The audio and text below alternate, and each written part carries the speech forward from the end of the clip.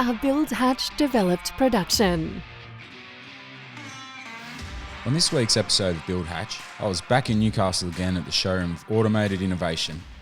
I got to sit down with owner and director Nathan Gill. Nathan's company is an electrical automation company for both residential and commercial projects. One of the key things I learnt this week from talking with Nathan is the importance of staying in your own lane by marketing your business into a customised and innovative market leader.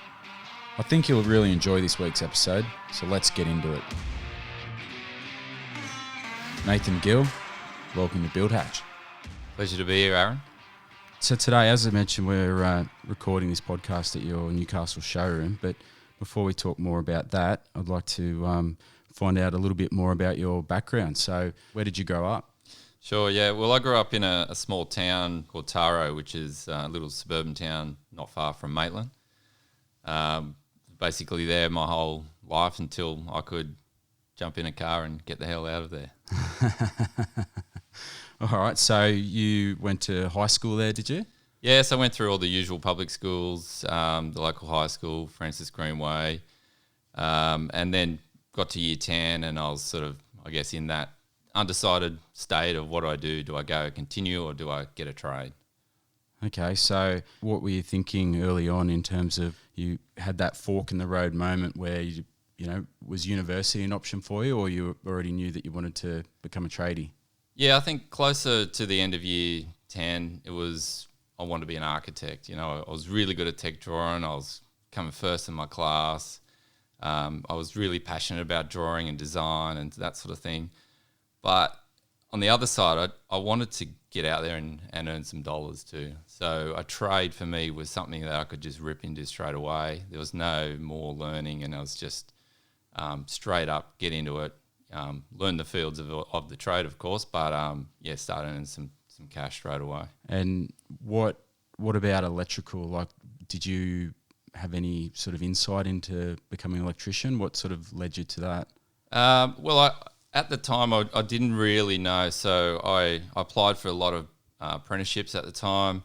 I actually got offered a carpenter position in the council, which I'm probably lucky I didn't go down that path, but I really liked the electrical field because it was so diverse. You could do telecommunications, you could do security, or you could do computers. So electrical was probably one of the standouts of a trade that I, was sort of steering towards. And I think that sort of come from fiddling with wires at home and adding phone points and stuff like that in my mum's house. And so I was lucky enough to get offered an apprenticeship at a Tomago company called J.A. Martin.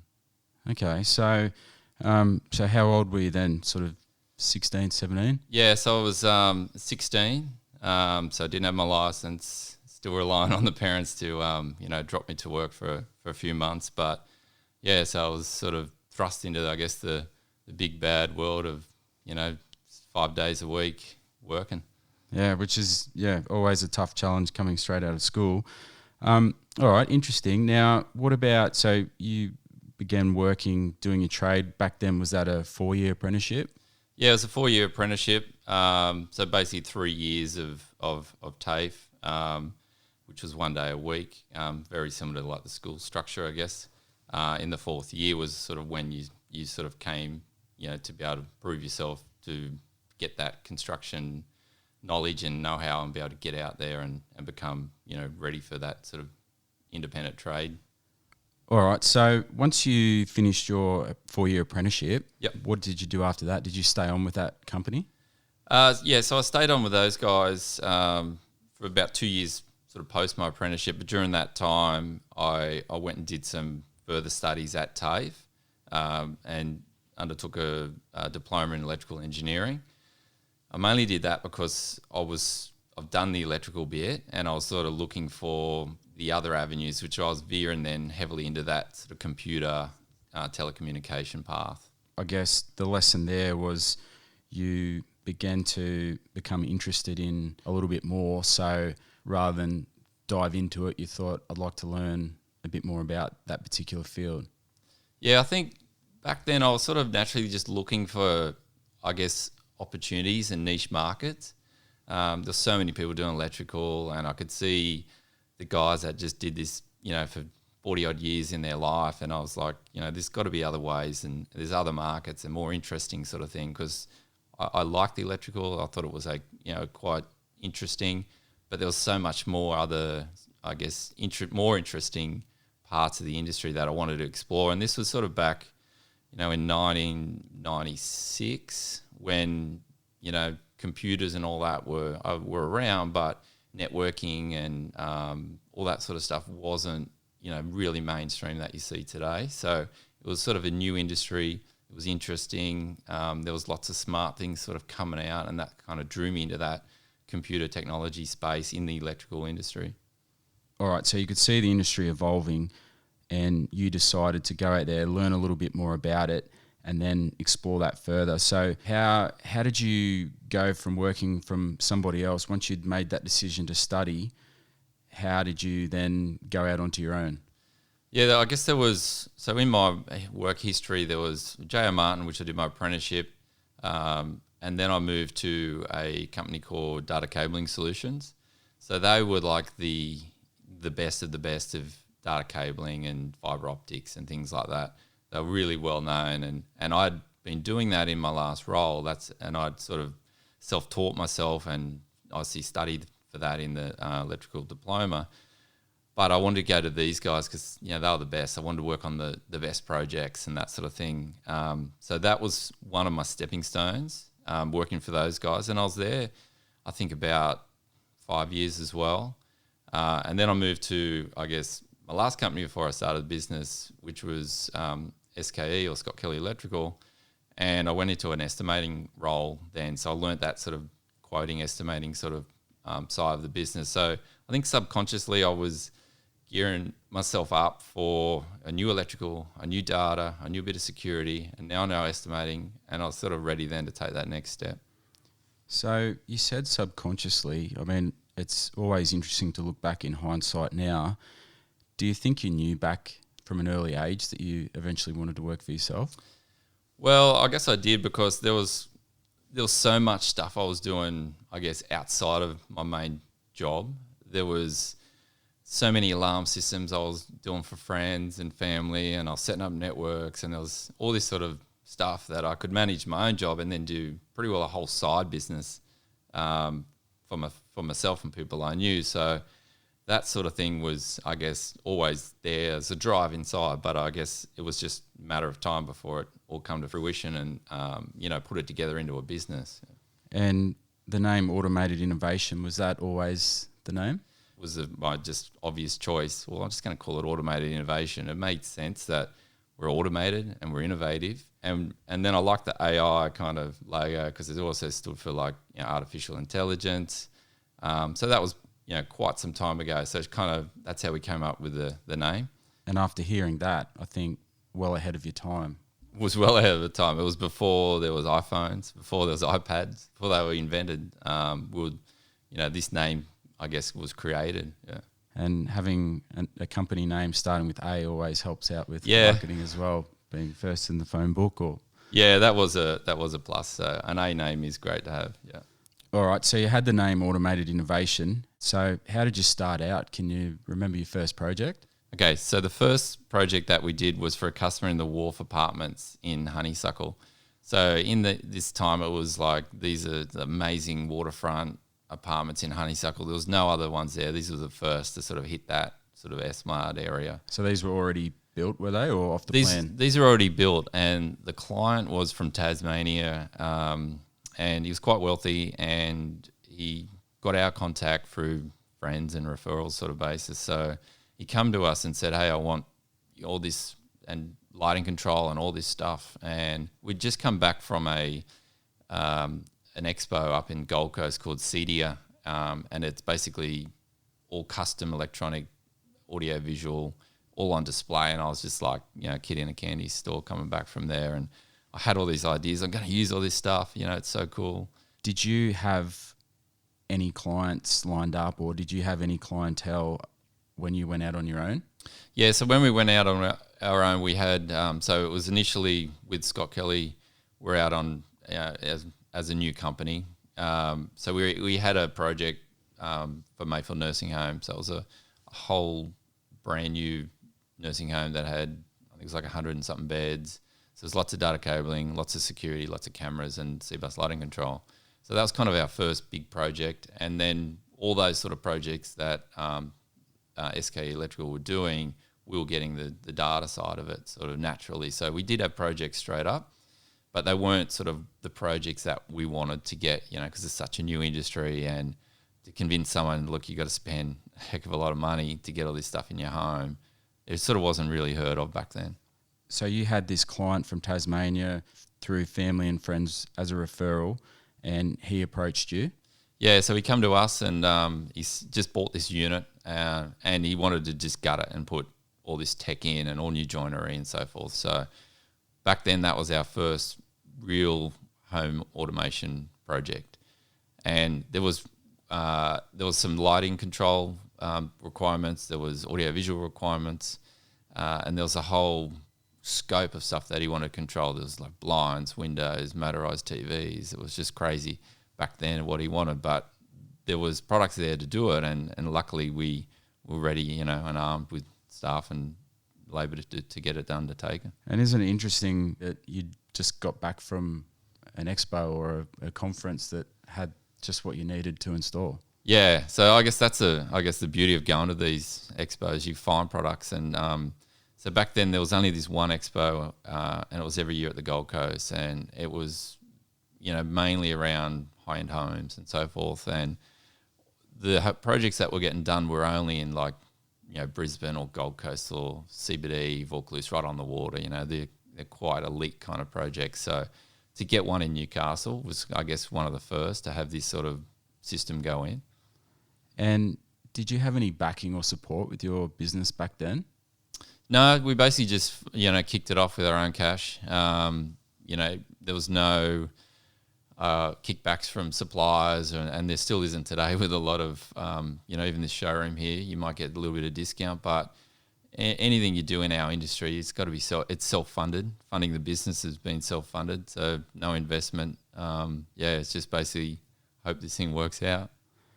And so back then, did you have like a van or a ute, and you were doing sort of conventional electrical work, or were you just solely focused on doing this emerging new industry? Yeah, so the company was, I guess, built purely to focus on smart technologies and the specialised industries of data cabling solutions type stuff, lighting control, security alarms and audio visual. So the company was formed purely aimed at that market.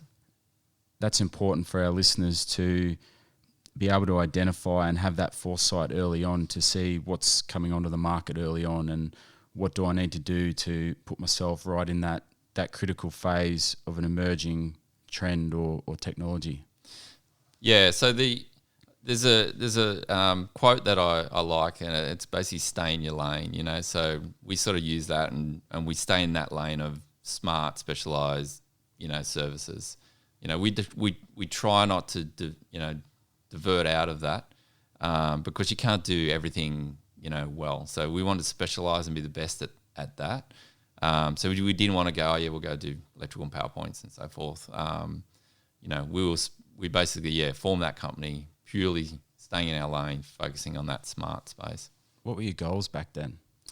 I look back then, new business owner, I didn't really have a clue. I didn't have an idea. I just wanted to get these projects done. It was all the excitement of, winning projects, getting them done. How cool is all this stuff going in? Customers happy, great, let's move on, let's get another project the same.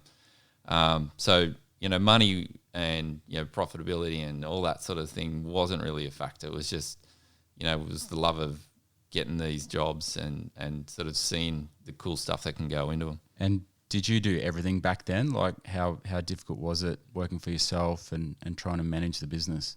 Yeah, so back then, like the early days were, I was doing the estimating, I was doing the project management, I was doing all the ordering of the, materials. But I did also have some techs back then that would install, but I was also very heavily hands-on as well, because I was, I guess so passionate to get that project 100%. I'm a little bit of a perfectionist in making sure everything's right. So there was a couple of times where I walked into jobs and didn't like it, so we just stripped the whole rack down and started again. Because I had a vision of how I wanted it to look like, and I didn't want to take a photo of that later on and sort of look back at that and go, oh, that was horrible. Everything we did, I wanted to photo and use it either in awards or to say this is the benchmark of how you should be doing projects. And that's vitally important to know that everything that you do, whether it's a small job, big job, to imagine what's the finished product going to look like. Are people going to be happy with it? Because still to this day, referral-based businesses make up the majority of referrals. Yeah, that's right. Yeah, and look, we ran for it would have been like 7-8 years purely on referrals, and it was just from referral from one job to the next and to the next, and it was based on that delivery of quality and what we strive for on every project. I'm interested to know, did you have a mentor back then? I didn't really have a mentor. There was, I guess, two guys that helped me in my career. And one was, I guess, originally back in the J.A. Martin days, was Dave Priestley. He was a bit of a father figure for me. We worked away for months and months on projects all across the state, Queensland. So I learnt so much from that guy and how he was so driven as well. And the second one was Tim Ryan, owner of Data Cabling Solutions. So the guy is just, crazy workaholic guy, and he strives for, perfection as well, and documentation. When I went to work for his company, every patch lead that came in and out was documented and recorded, and just their level of,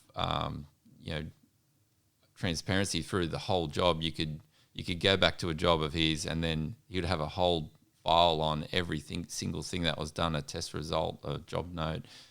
This is way before CRMs and all that sort of thing come into play. So, that sort of thing I really looked up to, and he was really good at guiding me on, my career, I guess. And I still use him today for, advice. He is a business coach, and so we still have lots of twos and fros of what I think's right and what he, thinks is right. But yeah, those two guys are probably the main two that sort of mentored me through.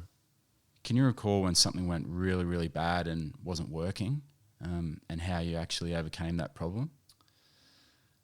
Well, I'll talk about this one project where it was a client that had a lot of, I guess, sensitive data stored on his NAS drives or hard drives, and we had to turn power off to work on something, and we turned some power off, and his UPS failed and didn't back up, and his hard drives got all corrupt, and basically we got lumped with the blame of all this lost data and so forth. So that was probably, I guess, the hardest thing, because we had to work out, how valuable this data is, and we deal with insurers, etc.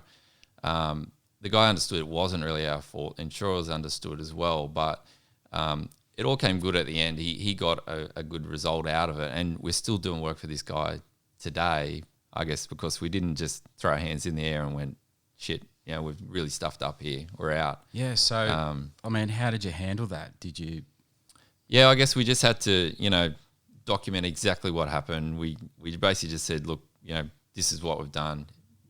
Next time we probably wouldn't do this type of thing. We reviewed it. We had, multiple meetings, toolboxing. We had team meetings about it, and we actually just have to kind of learn from that mistake. It was an accidental kind of mistake, but these things happen, and then insurers get involved, and you've got to basically tell the truth, and we did, and we basically came out not too bad from it. And that's important for anyone listening to this too. If you see that there's a mistake, put your hand up straight away. We're not all perfect human beings. We do make mistakes from time to time, and that's a classic example of where, through your actions of doing that client understands and respects that, and years down the track, he's still your client. Yeah, that's right. Yeah. All right. So within your company, how many employees do you have? Yeah, so we currently have 13 full-time employees. So we have, administrator, We have project manager, sales BDM, myself, and then the rest are made up in a bunch of technicians, system integrators, 3 apprentices. And can you remember that first step you made to put on your first employee? Yeah, so first step was a technician. It was a lot easier just having 1 or 2 technicians, but you don't really realise back then, like the cost of staff, so you don't always get 8 hours out of them productivity. You've got to work on a smaller number than that. You've got to manage the, people totally different. They've got issues possibly going on at home. They might, have not got sleep the night before and so forth. So I always refer back to my wife as saying, I know you understand. I understand that you look after the kids and all that, but sometimes I run a giant childcare centre, but they're not all that bad. But look, it is managing people. You got to understand and sometimes put yourself in their position, and then you also got to then sometimes assert that the fact that you're trying to run a business here, and this is what I expect of you, and hopefully you can all have a sort of happy medium. That's right, and high standards. So what types of learning tactics do you incorporate into your business with your team? Yeah, so we try and have regular team meetings. We try and discuss, first off, safety issues. We try and do, talk about projects, what's coming up. We sort of hand the floor over to the project manager and then the sales guy and then admin just to work out any, to raise any issues that these guys have. Some might be training, some might be, I need certain equipment, etc. And then, we're really sort of big on, I guess, trying to, learn as much as you can, and there's so much resource out there to self-learn. And I'm a massive fan of that because through my whole career, there was no, I'm booking in for a course and I'm going to be able to be an expert in this. I just got the product, pulled it apart and figured it out. And that's how I've done through my whole career. And learn all about it yourself. Yeah. And then I'll try and nut those little issues out and I can, train my staff, I guess, I think better than going to some of these training courses on how to do things. So we're really encouraging for our guys to self-learn and promote themselves. So, if he's an apprentice one day, we want him to, aspire to be the next project manager. And I think also you're very lucky in that, if I can refer to your trade as a pretty trade, it's the money shot. Yeah. So I think that's, whilst also encouraging your employees, I think in, being 2020 with phones and automation and everything else that's going on in the world, I think you're lucky in that you're always able to stay up to date with those types of products and technology, and what appeals to the mass market also appeals to the people that work for you as well. Yeah, so we are known as, we call ourselves a finishing trade. So, we are pulling cables and so forth in their homes, but we're also, we're in their homes or businesses after the fact that they've moved in, because there's setup and training and education and tweaks and so forth. So, we've got to set that bar high, and we encourage our guys to, know the inside and outs of these products, because our customers are, getting smarter. They're more aware of these, products and tips and tricks and so forth, because there's unlimited resources out there. So, we are trying to always stay ahead of that game, and there's so much technology out there that it is, a constant sort of learning curve for everyone. What you said earlier about the interaction with the client, that's extremely important. Can you tell me about how you handle that interaction with the client, particularly when you're actually coming in to the rough-in stages of a construction project, how you actually handle that with having the end user in mind, such as the client? Yeah, so the way we, I guess, approach a project is we'll generally try and nut out what the client end result is. So it may be that they, are looking for more security in their life, or they want simpler audio visual, or they want to know, when the kids come home and pin entry into their gate. So it's sort of important for us to understand what is that end result that the client wants to get. how tech savvy they are. You know, some are super tech savvy, and some are like, I don't want to know it, or their wife doesn't want to know it, or so we just got to nut all that sort of stuff out, because we've got to, I guess, gauge then, right? Who do we talk to about, you know, where we put points and speakers and whatever else we put in their house. So sorry to interrupt. That's important, and for the people out there, rather than just, I guess, taking a set of plans or thinking about the end user, I'm interested to know, do you actually ask to meet the client? Like if you were tendering on a job for a builder, how do you handle that aspect of knowing who the actual client is, and how can you customise your electrical scope to suit their project? Yeah, so I guess we're pretty flexible. So generally the builder will be sending out tenders or plans, or, you know, they might just initially contact us, do a price up for this project. But it is vital that, you know, we can meet the client, because sometimes we can be, I guess, influential on what they need and what they don't need. So do you actually request that you can meet the client? Yeah, we try and always meet the client, because that's the only way to gauge, you know, what they're after. You know, they might have been driven by the builder that you need to come and see us, and we might not be suitable for them, or they might not know all the stuff that we can offer them. So it's really important for them, I guess, to come and talk to us early. And this can be way back, you know, just in the architect days, before they've even picked a builder, is the best time, because we're happy to just give ideas, show them what's out there, get them thinking about, yeah, I could, you know, picture living my life with this sort of technology. I can see how it might benefit me, or I can see it may not, you know. So it's really important that, yeah, we get that first contact with that client. And then once we get into our showroom with the client, and sometimes the builders come as well, they also understand more about the process and how it is sort of vital that, you know, the homeowners do come in, figure out what they need, and then we can get a gauge on what we can do the proposal based on. And I guess you recognise that early on in terms of the showroom, and being able to have people come to this showroom and they can look around, they can see, all right, there's a lounge environment, how my product's going to work and function. And then you have the kitchen island set up where people can say, well, how's this going to interact with my children, my husband, my wife, or visitors? And same with actually sitting down at the dining table.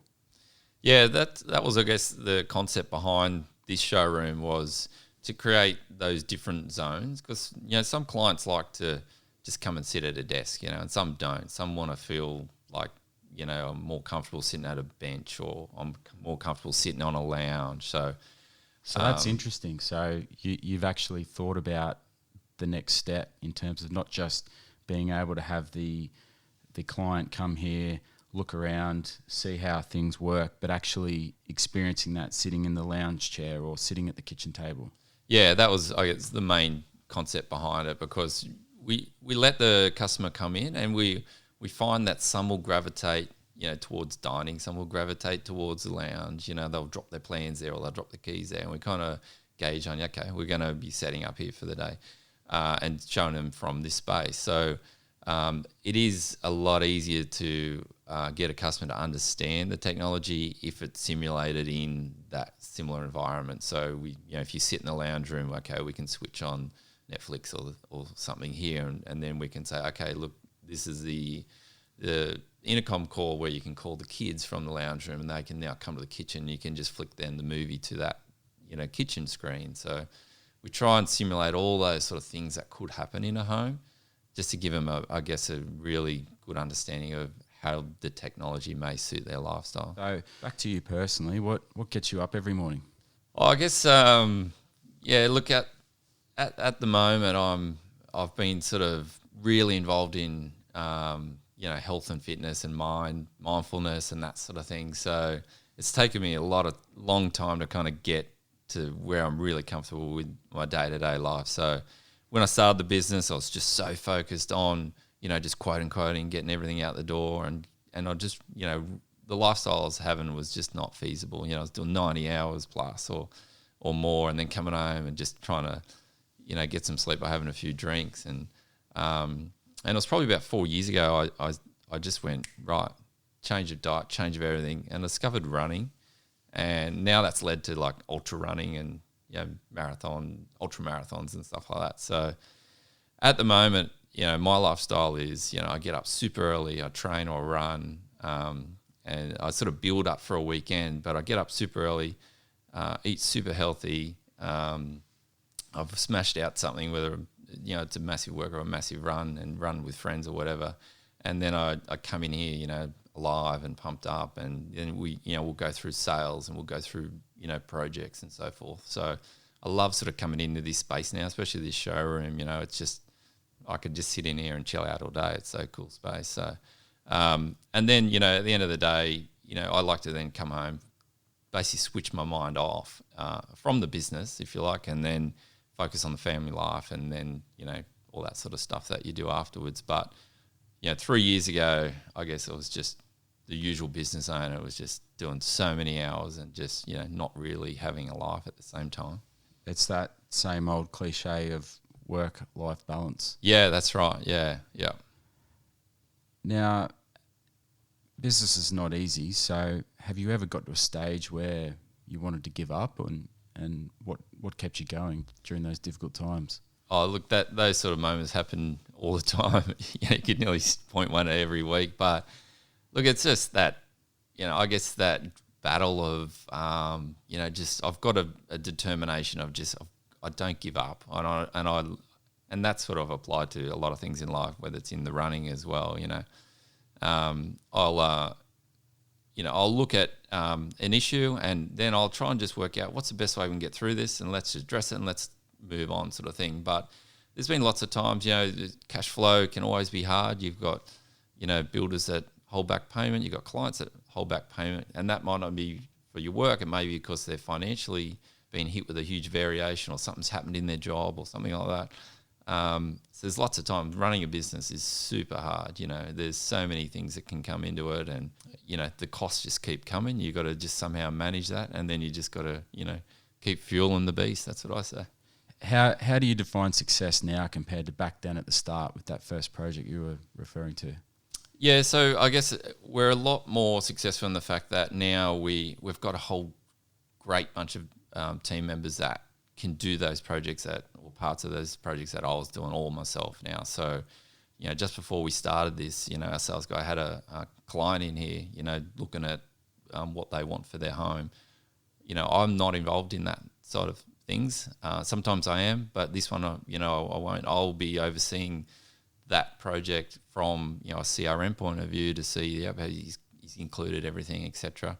And then that project may go straight to the project manager, and then he will assign the techs and so forth. And I'll be sort of just hovering over the top of that side of things. So I've been trying, I guess, till now to get to a point where, I don't have to be so into the business, and I'm more involved now into that, marketing and the strategic approach and all that sort of stuff, where we can drive the business in a different way.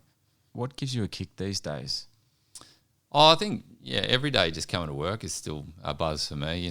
There's so many new things coming to the market. Right now we've got this fever screening camera that we're about to launch, quite heavily through all the social channels. And, this camera can pick up your temperature in 1 second to 0.3 of a degree. So you literally, can solve that problem of someone standing at a desk of a doctor's surgery or nursing home and putting a thermometer into your ears. So these sort of things that come out, and then the access that we've got to it, and then exclusivity that we can then sell to our customers, those sort of things excite me every day now.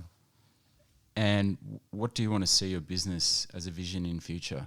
Yeah, look, eventually I want to, keep building our business. We want to be, the brand that everyone talks about when they're thinking smart home.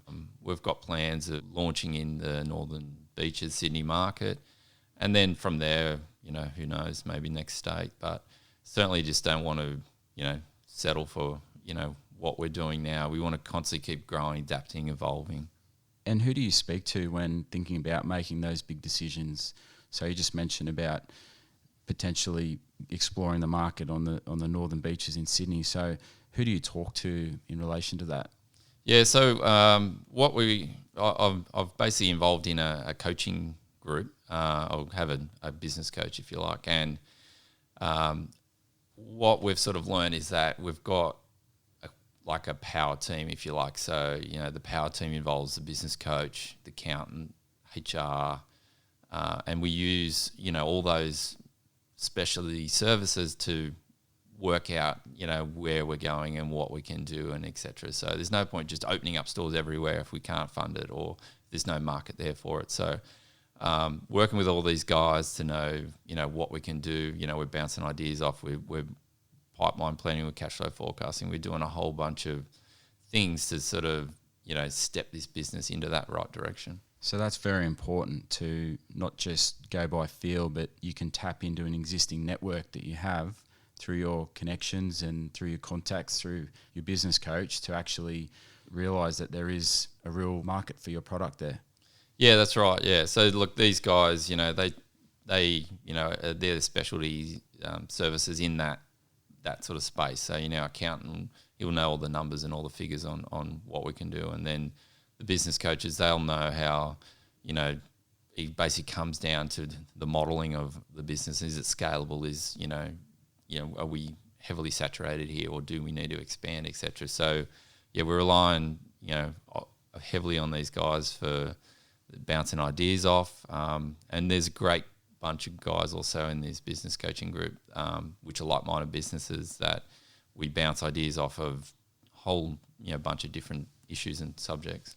So is that by text or like WhatsApp, or is it a chat group or Zoom? How do you actually interface with those guys? Yeah, so I've got a bunch of businesses that we catch up quarterly. So we have like a mentoring coaching weekend every 3 months, and we also chat weekly on a group discussion. There's also Facebook chats and so forth, but there's similar businesses in whole, different districts. So, there's a guy up in Brisbane that does the same sort of stuff as me. So, we're constantly talking about what works here, what works there, and, we're getting ideas, so rather than just, like you said, having a feel for what works, we're reaching out to across the state to sort of get that ideas of what, can work. And sometimes Brisbane or Sydney CBDs and all that stuff can be happening there way before it sort of hits the hunter.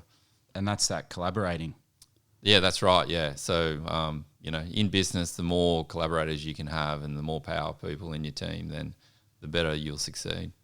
All right. So we're now going to explore one of your recently completed projects, which has been completed in a beachside suburb of Newcastle called Merewether Beach. And I was looking at your website earlier and I noticed that client provided a testimonial onto your website, which for our listeners, they'll be able to go onto your website and have a look after this. But I noticed one particular standout with that particular project was that client seemed to have wanted customised automation.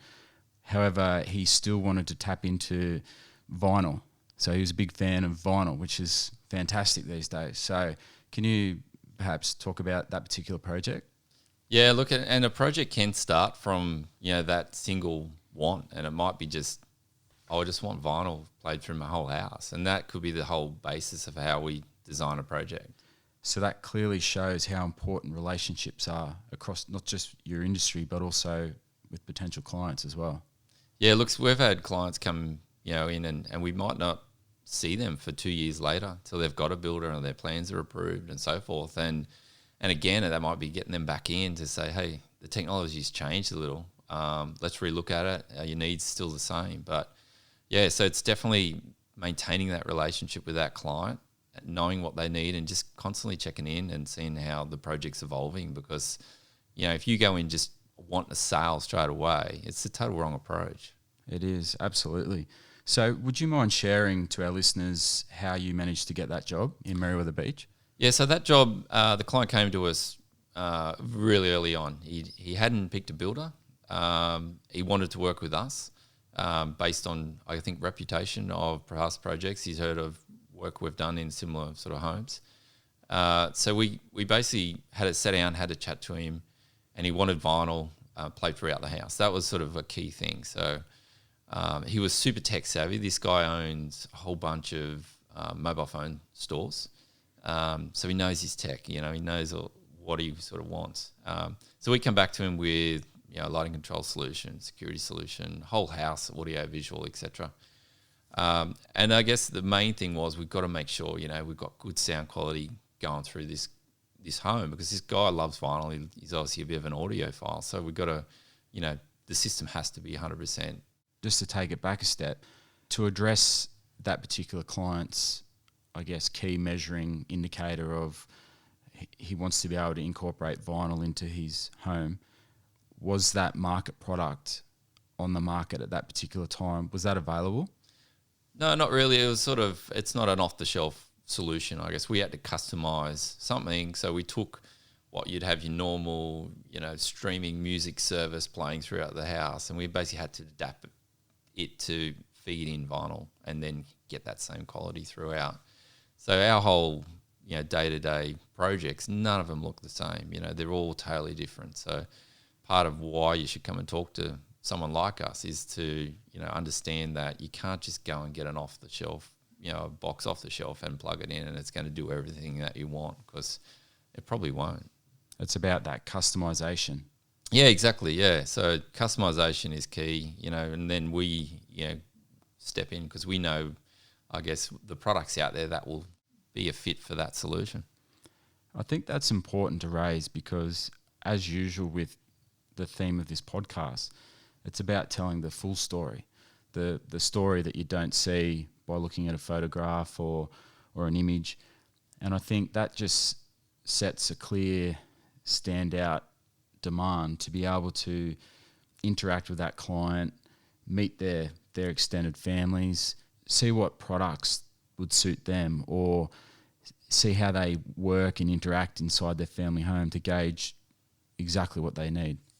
Yeah, it's super important for us that. So, we've got a whole bunch of different clients that have different needs, and, what we do for one will definitely not work for the other. So while, the core backbone of our products, it will stay the same, it's how, we deliver the interface and the end result to that client. So, yeah, it's super important for us to know, what they do in there. Some people do not want TVs in their bedroom. It's just a no-no. And then some people do, Some people do not want to have cameras on their home. And some people want 100 cameras on their home. So, we just got to, our job is to sort of find out what is the best fit for these people and then provide that best solution. Now, the listeners will be able to see some photos up on Instagram following this, and they'll be able to see it on your website as well.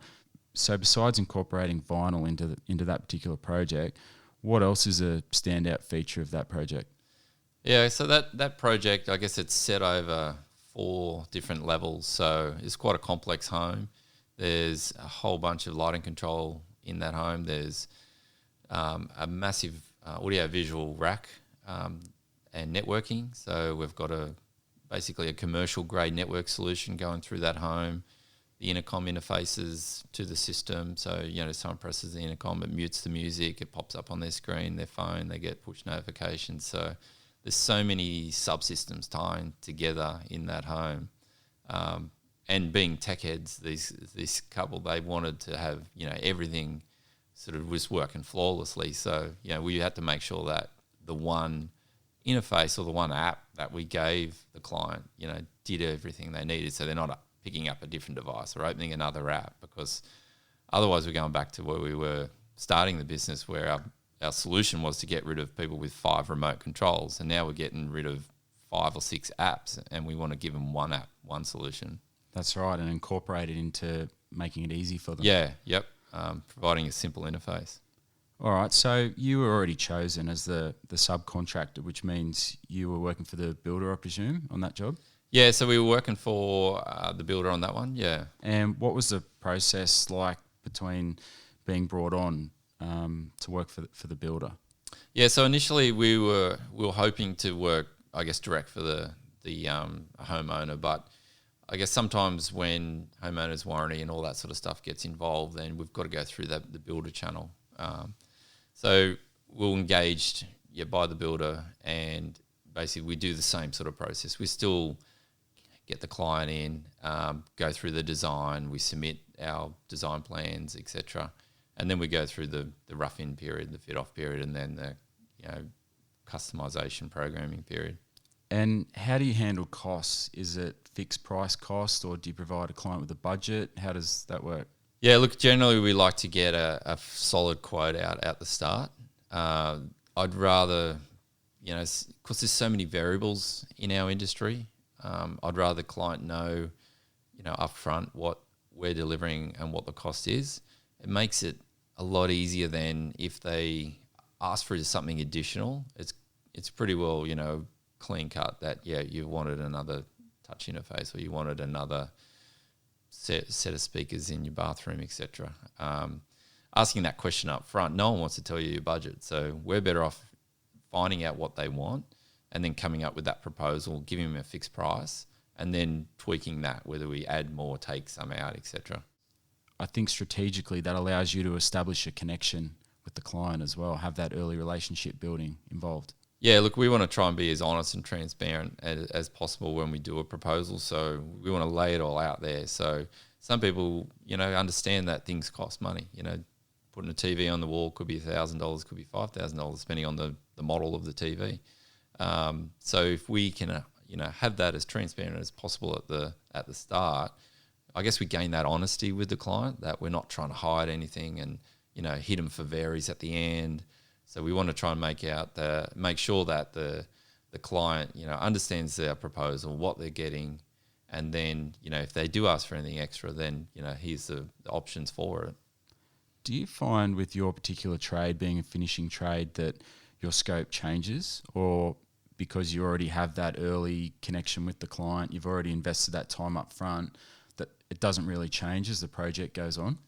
Yeah, look, it does change a fair bit. So our design, is generally we've tried to think of everything that we've engaged with them about and try and get that as, nutted out as possible at the start. But it's like any build, there'll be changes along the way, and generally it might be, for us, there's new products coming out, and because every couple of months something new comes out, and the customer might have heard about it, or we may have heard about it, and then we can come back to them and say, hey, what we're going to do here, we've got a better product now, we've tested it, and it's going to solve the issue you've got better. So it does change a fair bit based on, because we're like a technology company and things move so often. All right, Nathan. So what about quality control? So being an electrician, you work with a lot of different products out there. So how do you go about handling quality control from your perspective? Yeah, so that's why I guess our company is a little bit different to, just getting the local electrician that dabbles in, a bit of home automation, or, the guy that services auto doors that now dabbles in automation. So we've basically set ourselves up, specialised in there. So we have, an estimator that will do all the plans and the pricing. We have a project manager, that oversees these projects. And then we have, systems integrator, which is like the higher level technician, down to the technicians. The technicians generally do the rough in of the cable, the basic fit off. And so we've got those different tiers that will monitor things along the way. So we use a CRM for all our projects. Okay, Nathan. So the people that are listening to this who aren't up to speed with that terminology, what is CRM?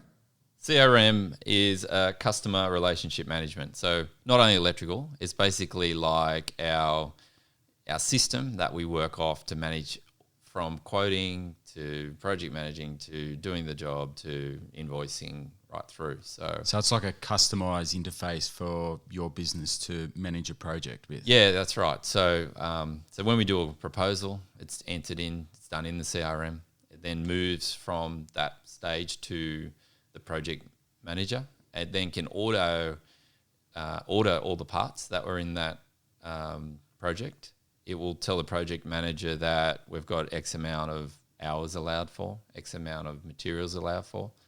There's a spot in there where the design documentation is incorporated in, so you can go straight in there and he can pull out the plans or photographs from a site that the sales guy's done a walkthrough in. And then he can schedule from that based on the different sections. So we might be doing security one day, data the next day, and he'll schedule the correct technician in that CRM. We'll do our progress payments through that and invoicing on that, and then we can review that project to have a look how it went, and then is there variations etc. needed, or how do we go on that project? What can we do better next time? So it's a tool that I think every business should have, and there's tons of them out there, but everything is done on this CRM that we use. I think that's so important to anybody listening to this who is involved, not just construction-related businesses, but any business. And I'll tie that back into the younger Nathan who set out to establish his company, that you've actually adapted with your own business processes. So not only are you trying to situate yourself in that innovative business, but you're actually innovating your own business yourself, taking it to that next level, that next tier, if you like, to have the right tools for the job and be market leading in actually running your business, not only serving your clients within your business. Yeah, I guess it's super important. Like, casting my mind back to when we first started, it was a Word document and just saving it, in a folder and doing a backup of that hard drive kind of thing. So now it's all cloud-based. We were probably one of the first to kick off with this company, Simpro, who do our CRM. So they're a trade specific CRM company, and they're worldwide now. It's become super popular. So back then this is probably 8 years ago or more, that we started with this CRM. So all that data from back then is still there on our system. So we know, our first customer, we know how much money we made there or how much we lost probably there. And if someone rings up and go, I've got so-and-so, anyone can jump on, whether it's admin or a project manager or a sales guy, they can jump on the system, type in the name or the job number, and they can pull that data up. So it's not like we have to come to the office and then have to pull a filing cabinet out and then go through and see what model TV we put in that person's home. So it's so important to have a good CRM to work off these days. And then off that, you can then do so much more. You're not limited to just, working in that one space or that one town, I guess, if you like. As I said, I see it in your business's DNA, if you like, that your company's called Automated Innovation. So you're living and breathing exactly what you're trying to set out to do with your clients as well. Yeah, so I guess we love tech in the fact that, we put tech in people's homes, but, for us, the tech is our CRM, and then there's other apps and stuff that help support our business. We use task management software, we use marketing software, we've got scheduling software for marketing. There's so many apps and platforms now that can just elevate your business to that next level, and that's really important for us now, as our focus is sales driven and marketing and so forth. Can you tell me what is the actual process if a new product comes online? How do you actually go about deciding on whether to use that into your business? Yeah, look, I guess this has come with past sort of experiences that we've been burnt before, where we've seen this flashy product and we've just gone, yep, we jump on it, and then you don't find out till 6 months later the thing just falls over, and you've basically got to give the customer money back or rip it out and put something else back in. So we're really cautious, and we if we like a product, we'll research the hell out of it, and we'll get that product in and we'll test it and test it and test it here. We'll make sure that it's got backing, it's got good warranty, there's replacement parts, etc., and what the lifespan is going to be. So we're probably a little bit, I guess, cautious of some new products, and new products are flying out, every day on it in our industry. So yeah, we like testing this stuff first before we'll go and then on sell it to a customer. Whereas there's so many companies out there that the new product will turn up on Instagram or Facebook, and next minute, the bongo electrician is selling it to the guy down the road, and he hasn't even tested it, and doesn't even know if it works. Yeah, totally. And I remember when I was building full time, and I used to always ask the trades, I'd say, would you put this in your home? Yeah, exactly. And I think that's quite a common question that clients ask these days. And so it's very important for you as the person installing these products to be able to answer that and decide on that. Yeah, and we want to be, or we've been around now 14 years, so we want to be around for a while. We don't want products to come back and just burn us. We're doing some massive projects. Pretty well most of these apartment blocks you see in town have some of our stuff in it, whether it's the intercom or the security access control. And, we don't need these huge sites coming back and saying, it doesn't work, rip it out. So testing and verifying that product first is vital. All right, so back to this Merewether Beach project, which looks amazing, by the way. Can you tell me what sort of, for the people listening to this, what sort of, is there like a name of a product or interface that you've used in this particular project that people can go online and look into? Yeah, so we made the decision about 3 years ago that we're solely going to do Control 4 as our home automation platform. Now, Control 4 has been around 15 odd years, but I guess the main sort of decision for us to move heavily into this product is that the company's based here in Australia. They're not through a distributor, so we've got direct access with the manufacturer, direct access with high-level technicians if we need tech support. So the system that went into this home that goes into every home now that we do is Control 4. It's been probably ranked one of the best systems worldwide. You know, it's American product. It was basically, shot to, I guess, stardom in the last 3 years, where Star Hotels started fitting it out as standard in their suites, and you'd see it, on every sort of American television show that that the superstars have it in their homes. But the product is scalable, so you can start with quite a small little home or apartment with the product, and you can go up to massive, residences. So that was the basis of our platform, which we showed the owner. This is the interface.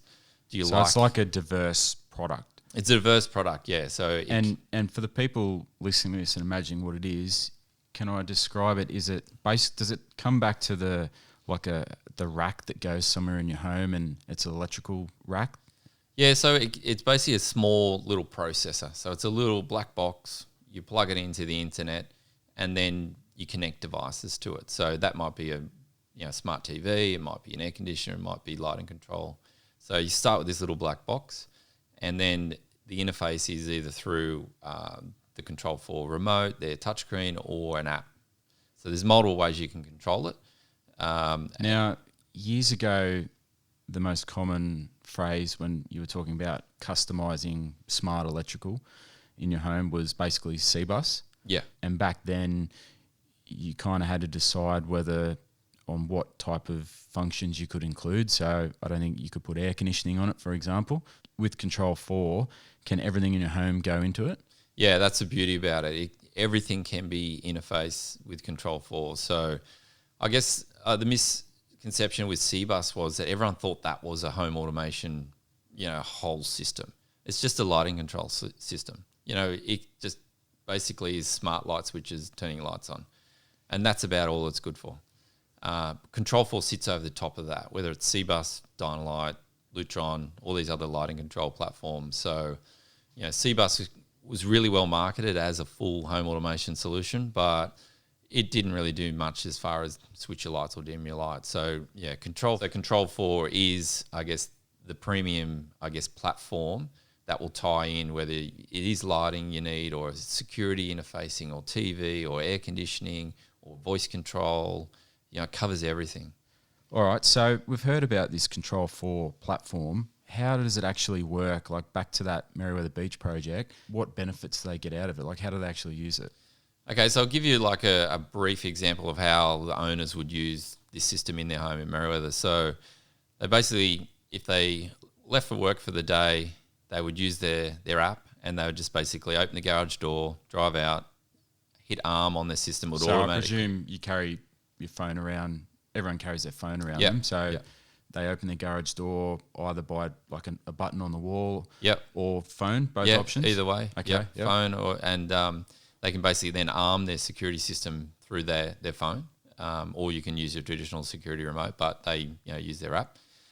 Once that trigger happens, so it'll shut the roller door, it'll then turn the lights off, it'll shut any audio zones that are off. If they wanted to, it would shut the air conditioning off. Just like a pre-programmed automatically pre-programmed function. off scene, yeah. So it knows no one's going to be in that home. So we basically set those scenarios for that homeowner that we're out for the day or week, etc. Where it's going to shut all this sort of stuff down. So there's no running around. Oh, did you turn the air conditioning? Did you turn the lights off? The telly's left on in the rumpus room.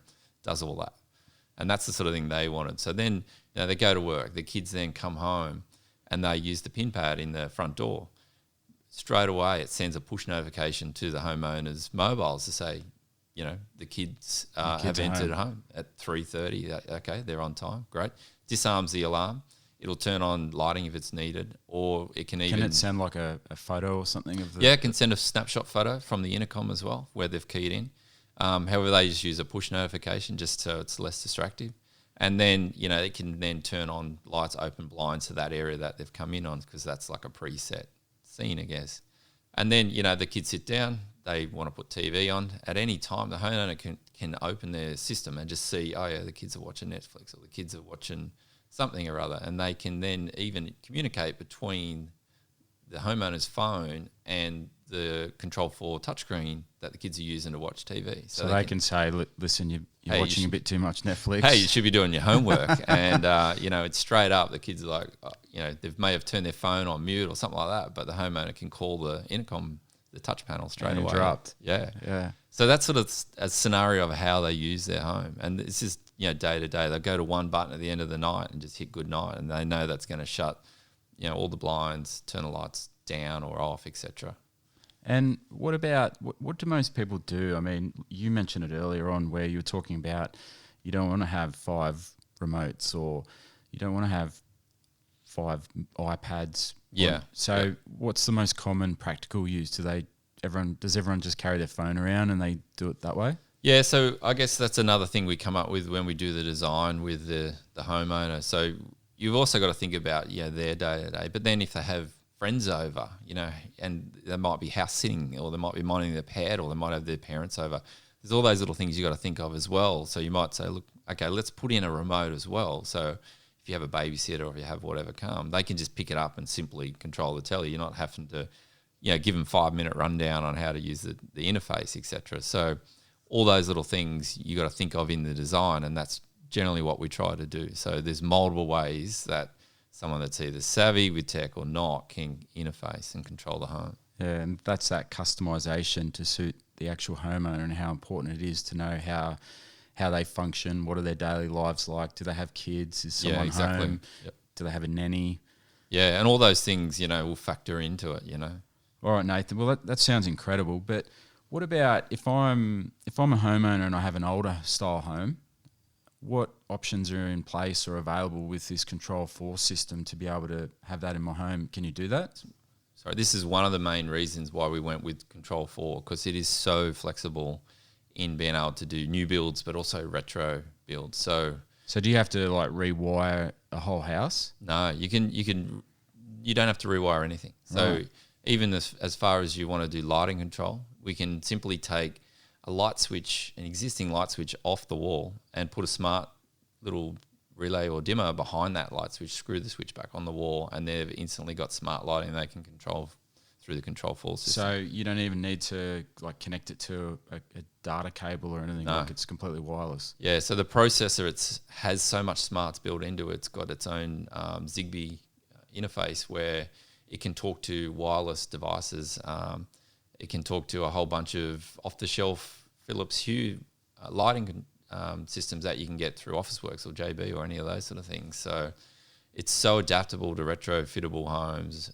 It makes it, really cost-effective. All right. So looking around, and as I mentioned earlier, we're actually sitting in your large showroom here, and I can see Control 4, and around the room there's big screen TV, and on it, just about every wall I can see an automated sort of security feature panel, if you like, and people will be able to see this on our Instagram. So what was the actual process? I mean, you mentioned earlier about having products come to you, wanting you to install their actual products in your projects. What was the actual process with Control 4 approaching you to use this system? Look, we had known about Control 4 for a while. We knew with some projects we were up against other people using Control 4. We knew its flaws back then, and we didn't want to touch it until we knew, I guess, everything was ironed out and it was 100%. And it was probably about 3 years ago they came out with this new range of processors, and they were built from the ground up, and it was really impressive. And we tested it, and we made that decision. Then this is what we're moving with. We're going to be 100% focused, just so we can, again, specialise and know all the ins and outs of this product.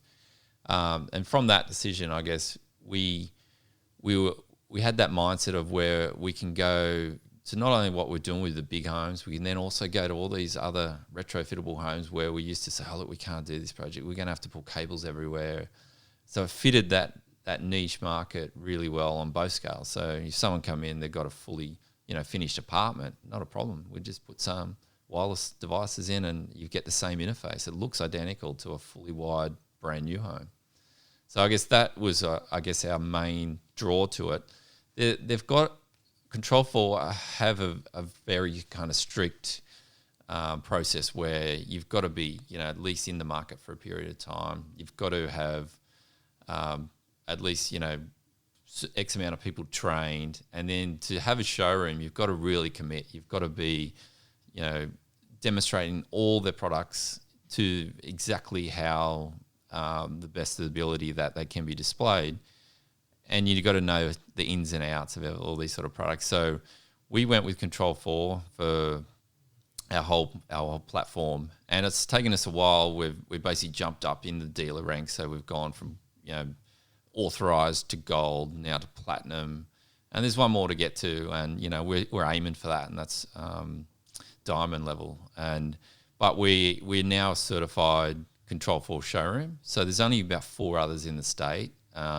And there's no others in the whole Hunter Newcastle area. So we're pretty well, have that exclusivity to be able to give you the best solution in Control4, because we've got the most techs trained. We've got the best sort of design ideas of how we can implement a new build or a retro build. So Control4 have come up, they've inspected our showroom, they've gone through it, they've basically certified it as, one of their sort of leading showrooms that they can offer now to anyone that just Google's Control4 and looking for someone to talk to it about. I think particularly in construction land, reputation is everything. So I think that's really important for anyone out there who's wanting to distinguish themselves from their competitors, is having a product or supplying a product or installing a product that has a very strong reputation. And to go back one step, that particular supplier who has, I guess, high standards themselves then matches in with, because ultimately they want people that are installing their product to have the same high standards as well. Yeah, that's right. Yeah, so obviously when we do something, we don't want to put in something cheap and nasty, or we don't want someone to come to us and say, I've just bought this Swan camera system from Bunnings, can you bang it in for us? Like, it's not our gig. So yeah, Control4, they do want only the best dealers, and that's how they grade them in that, authorized gold, platinum, etc. And then they basically they help with all that sort of marketing. So if we get a lead through Control4, it's been verified that this homeowner is serious. It wants to talk to someone decent about what that we can do into their home. They'll generally refer us clients as well, because these guys are getting inquiries from all around the state, etc. And they might be a holiday home up here, it might be a new build, retro build, etc. So yeah, Control4 are only going to refer to dealers that they know can deliver that level of service to that customer. And you've also got the backing of, with being Control4 here in Australia, if something happened to us and we disappeared or forever, that they will step in and they will take over and finish that project. That's really important about what you just touched on before, where you spoke about marketing up or marketing down. So you're actually getting leads from the supplier who's above you, as opposed to not just the client who's coming from out there in front of you. So that's really important. Now, on this show, I'd like to give everyone an opportunity to, I guess, share to the people out there about what it takes to actually running a successful company like you're currently doing. What would you say is the most effective, or what's the key bit of advice that you'd say to those that are running a construction-related business out there, or an architectural-related business, and what are some tips and tricks that you would say to those people? Yeah, look, I guess it's about knowing, know your market, know your business, put in place, great systems and processes, look at, forecasting as far as you can, but I guess setting up your business structure properly, and then I guess working, whether it's a 3-month goal or a 6-month goal or a whole year goal, and then breaking it down into like bite-sized chunks. And that's kind of how we do it now. So we'll do a year vision. We'll break it down into 3-month chunks. And then in those 3-month chunks will be, something that's business related or health, wealth, etc. related. So you'll allocate like a KPI, like a key performance indicator. Yeah, whether it's a monetary value or it's a time or it's number of employees or well-being. Yeah, exactly. And I guess it's all, you can be a great business owner, but you could be unhealthy and feel like shit, or you can, not, be enjoying your day sort of thing. So, business, your health and your wealth and family connections, all those 4 things are, they're our sort of core concepts that we have our 90-day plans based on. And each month I have those 4 things set, and then I review them weekly. Have I ticked off this? Yes. What do I have to do? Okay, I've only part filled that in. Okay, then go to the next one. What have I got to do next week? And I try and map it out every week to try and get that 90-day plan done. And then the next month I start again. For the next quarter I start again. So there's no point just having, I guess, in business, like I've got this 5-year vision, I'm going to do this and that. If you've got no plan beneath that, how are you going to get there? You can have this greatest vision, but unless you break it down, I think, into small bite-sized chunks that you can start ticking off and mapping where you're going, I think that's vital, and it's working for us, because in the last, I think, year or so that we've really implemented that process, our business has changed dramatically. We're getting more systemized. We can see, I guess, where we're heading, and we can see well into the future, predict, okay, we're going to, it's going to get really busy here. We're going to need X amount of guys, or it's going to get slow here. We're going to need to really find some work, etc. So I guess mapping out your business into small bite-sized chunks is critical, and then having those right systems, processes in place, and then again that power team of coaching accountants, etc. on your side. I think that's really important, and it's not always easy, but I think those that are working in construction, whether you're on the tools, it comes back to that classic cliche of not working in the business but on the business. Yeah, it is. And look, I hate that term. It cringes me, that saying, but it is true in a way. But yeah, look, it's definitely, for me, it's setting up systems and processes, and then reviewing those, and then setting targets and KPIs and in business. It's the only way to do it. You can't just run off gut or feel. You'll only get so far based on that. All right, Nathan. Well, before I wrap this up, I just want to, I'm always intrigued. I'm looking over on one of the walls there, and I can see it says New South Wales most awarded smart home company. So that's quite an achievement. We've won 18 awards. These are international and national state awards in our history of our business, and a lot of them are through our NECA and also Master Builders Association. So we've actually won Master Builder Subcontractor of the Year last year for residential subcontractor, and the year before that we won Master Builder of the Year for commercial subcontractor, because we play in both spaces. But I guess these awards are, hard to get. They take a lot of work to submit projects, and if your projects aren't any good, the judges are going to tear them apart. So hence why you've got to come back to that quality control. Everything's got to be, you want to do a project that's, photographable at the end and able to be submitted to for an award, and the customer's got to be happy, because you want to get, feedback, and the judges are going to ask these guys questions. So I think basing our business around that sort of philosophy has sort of helped us win so many awards over the last 14 years. All right, Nathan. Well, that's outstanding to hear. If people listening to this want to get into contact with you, they will be able to see on our show notes and via Instagram as well. What's the best way to do that? Yeah, look, various ways. You can either call 1300 67 6666 or email through either our website, automatedinnovation.com.au, or our socials. So like us, Facebook, Instagram, you'll see a whole bunch of content there. We're putting up new things, every week. So jump on that, send us a message. Happy to be in touch. Love to show you through our showroom. Well, Nathan, it's been great to have you on this week's episode of Build Hatch. Thank you for sharing your story and insight with our listeners, and particularly how you've grown your business into a market-leading and award-winning electrical automation business. It's been truly inspiring. Yeah, thanks, Aaron. It's a pleasure being on here, being my first podcast. So, yeah, I'm wrapped. What I really enjoyed from talking with Nathan this week is how he's able to tap into his existing network of people. A particular highlight was hearing about Nathan wanting to expand his business. It was through this process Nathan was able to gauge and understand whether there was actually a suitable marketplace in that location. By implementing systems, research and advice from his network, he is no doubt on his way to becoming even more successful and market leading by expanding into those new areas. As always, thank you for all of your support and comments. Some of you have already reached out asking for help and direction with your construction related businesses, so please do feel free to contact me via our email, which is on our website, or via Instagram. That's it for this week on Build Hatch. Thank you for listening. You have experienced a Build Hatch developed production.